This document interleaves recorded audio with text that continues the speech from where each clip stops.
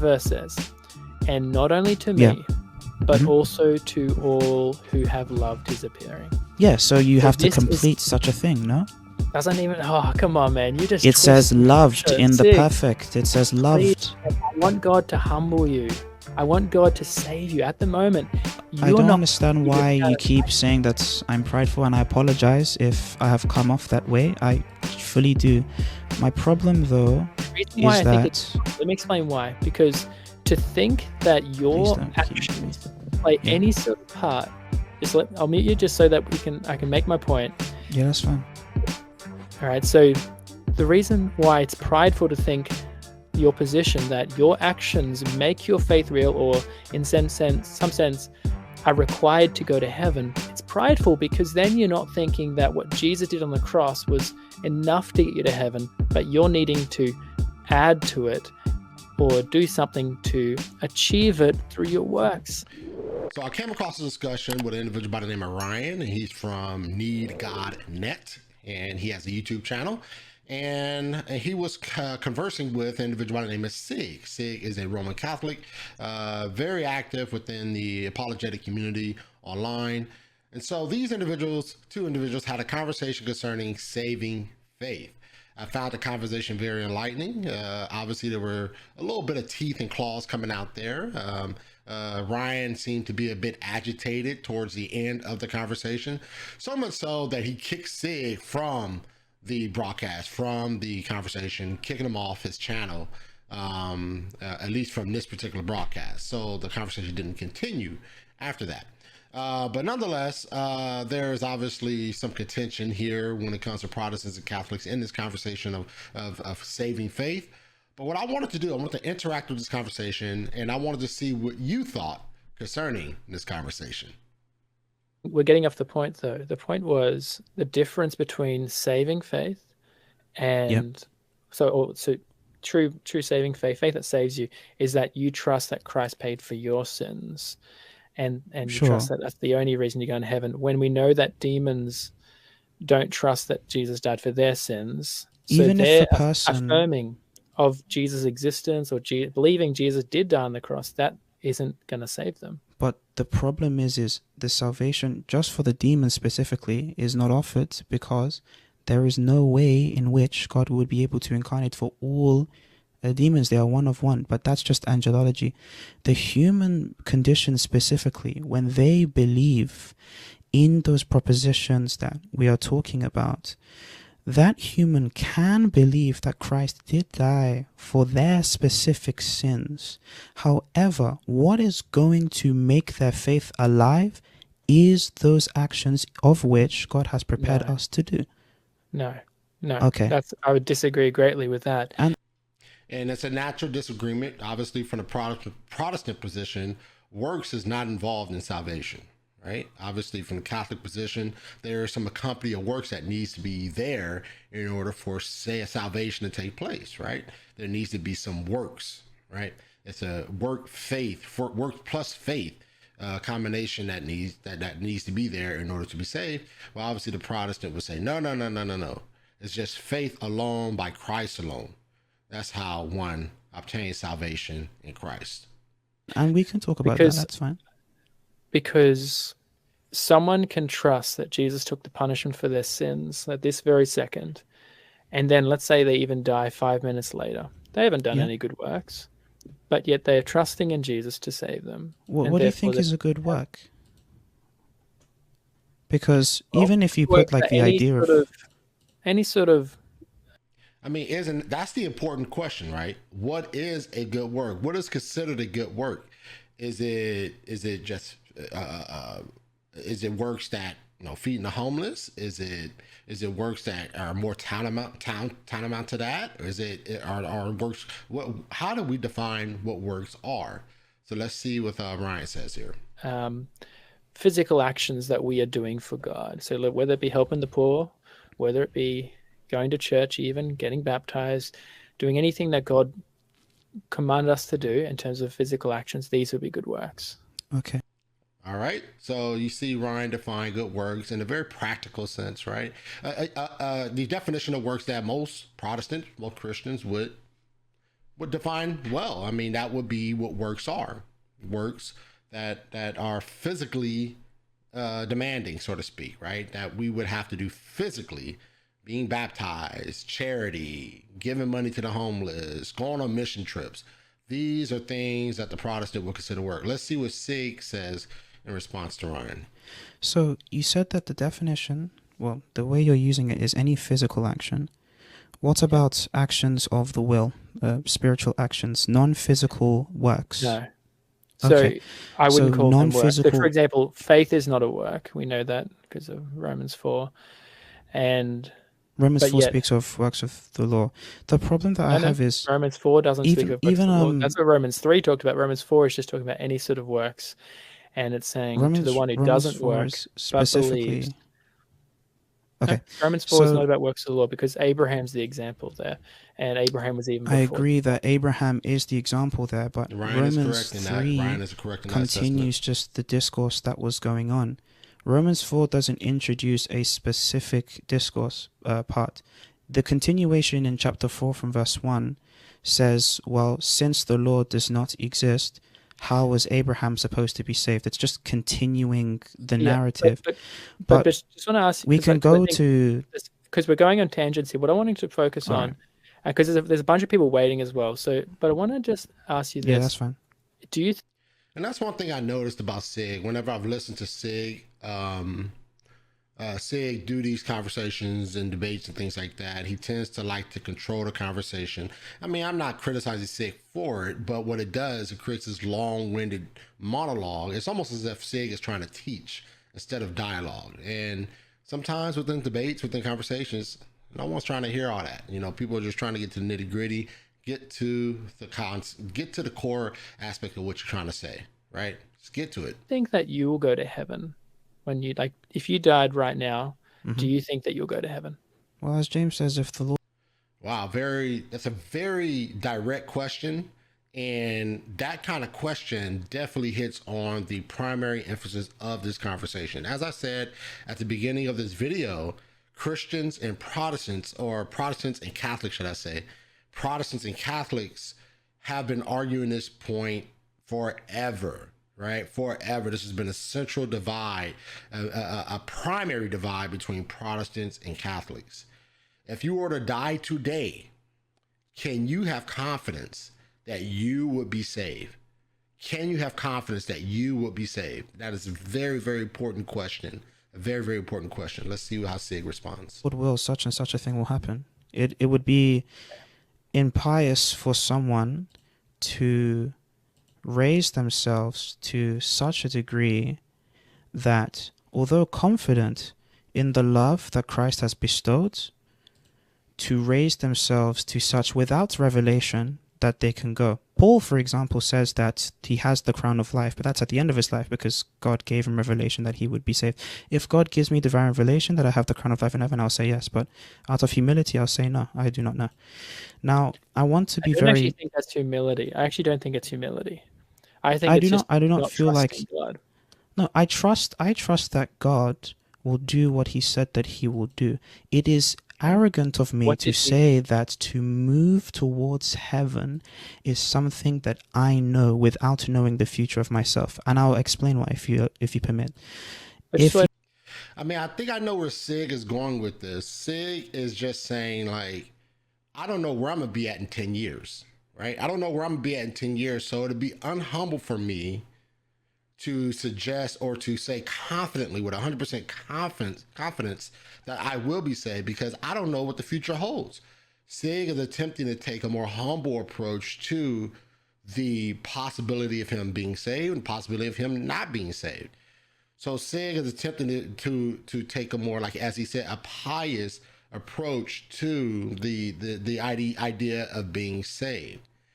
Now, the issue is, and I think Ryan is going to bring this up, is that when you begin to say, well, I don't know where I'm going to be at in 10 years, what that can entail is that I am sort of basing my salvation on my actions of what I do in the future. Okay. That I think that's where Ryan is going to go in this conversation, is that it's not about what you do in 10 years. It's about having confidence in Christ of what he's done and the promises that he made in scripture of those whom he saved. No one can take him out. No one can take them out of his hand, right? Those he will raise them up on the last day. Those who he saved, those who are the elect, will be raised up on the last day. And so this is a confidence that is driven by the promises of Christ, not by our own abilities, not by our own actions, not by our own will.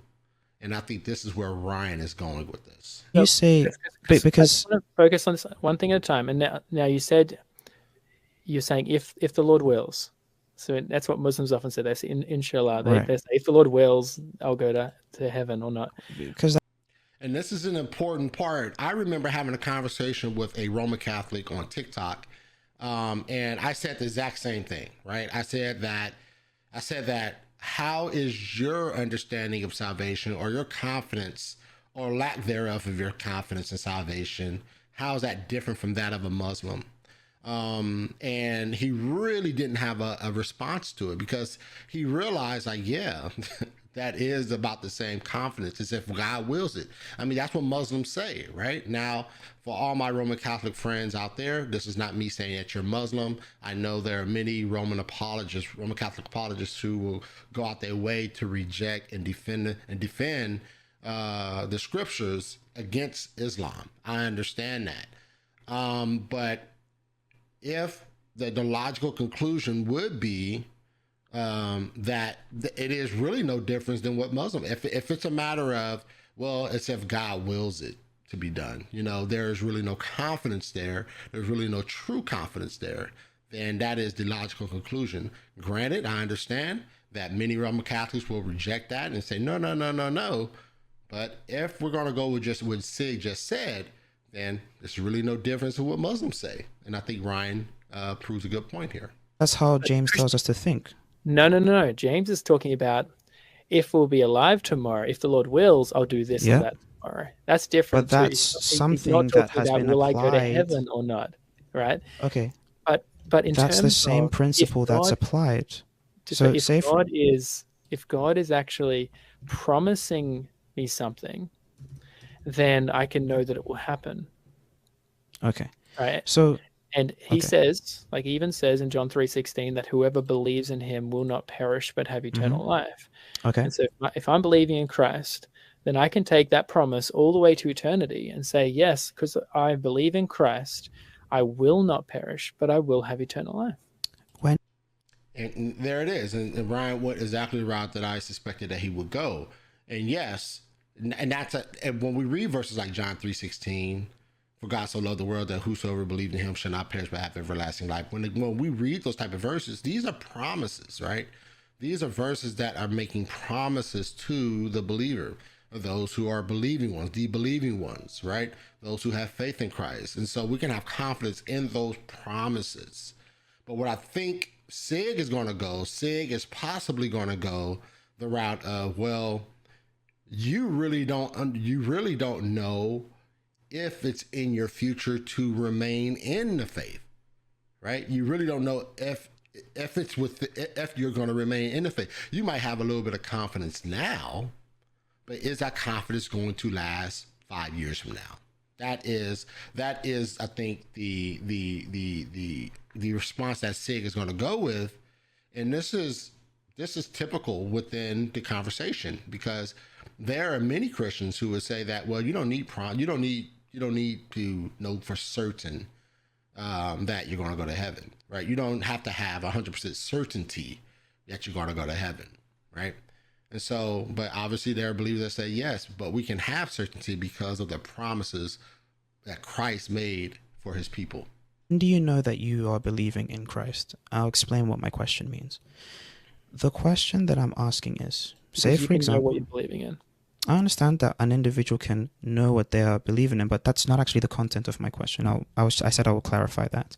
Say you have an individual who, in your words, trusts in the sacrifice of Christ, and they remain in such a state of trust in the sacrifice of Christ from the age of 30 till the age of 55. They stop trusting in Christ and leave the faith altogether. They say that I do not believe in the existence of a God. I do not believe that Christ is a Messiah in the sense. I just don't really believe it anymore. And then they live on for 20 years and then they die. Okay? Did that individual have faith in Christ specifically? Did they know that? It's a great question. Let's see how Ryan responds. They had faith. Okay. No, Did they know that they had faith? No, they didn't. Okay, so they didn't know that they had faith. So because some people. Well, I guess that poses the question then. When someone comes to faith, are they showing faith? Is faith in action? I would say there are elements of faith that is action, not that you need actions to be saved, but I think once you come to Christ in faith, then actions will follow your faith. In Christ, obviously, good works will be produced in you.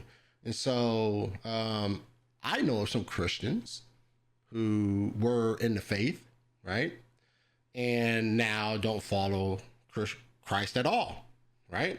And so are we to say that they didn't show fruits of the Spirit? Are we to say that they didn't show the works that accompany the faith, right? You believe in Christ by faith alone, right? And works follow that faith, are produced from that faith. Are we to say that they were not true believers? Let's see. Let's listen up and see how Ryan responds to this. Some people can say, yes, I'm a Christian, but the object of their faith is in the wrong thing. And so therefore they may claim to be Christians, but they're actually not saved. I'm specifically talking about a person who has put the object of their faith and trust in Christ for 20 years and then they stop doing that. Somebody who does that will continue in faith to the end. It's not even possible for someone to have the object of their faith be Christ alone, have that true faith, and for them to give up on the faith later in the future. Okay. And I have to agree with Ryan on this, is that yes, there are people who posture themselves as believers, right? They'll go to church, they'll do things, church activity. They will taste the fruit of what it is to be a Christian, right? They have a little taste, a little hint there. But when things begin to get rough and things begin to get turbulent and things begin to get hard and frustrating, and perhaps they've made some mistakes that are now catching up with them. And when things get like that and they begin to get shaky, are they so rooted in Christ that they will remain through the turbulent season? Right? I think that's where Ryan is going. Ryan is saying that if someone has this false sense of faith and what their faith really is their own self-reliance, they may have external ways of showing or thinking that they're showing that they love Jesus by going to church, going to Bible studies, helping out the church, feeding the homeless and things like that. But what's really going on the inside of that individual, right? And I think this is where Ryan is getting to. What's really going on the inside of that individual? And on the inside of the individual, are they really treasuring Christ? Are they really treasuring who Christ is? And what Ryan is saying is that if they are truly treasuring who Christ is, then there is no doubt that he or she will remain in Christ and they can have confidence in Christ's salvation for them. So I think that's where Ryan is going to. I think that's where Ryan is going and what he means by that. But all in all, I'm going to end the video there. I do encourage you to go watch the conversation. Go let me know what you think. I want you to go over there, check out the video, watch the whole thing. I think it's like an hour-long conversation. And I want you to come back to this video, and I want you to comment in the comment section and let me know what you thought about the conversation. And who do you think won this conversation? Who do you think made the better points of reference here? All right. And so all that said, if you have yet to do so, make sure you subscribe to The Gospel Truth and hit that notification bell so you don't miss on any shows that are coming up here in the future on The Gospel Truth. All right. With that said, take care. God bless.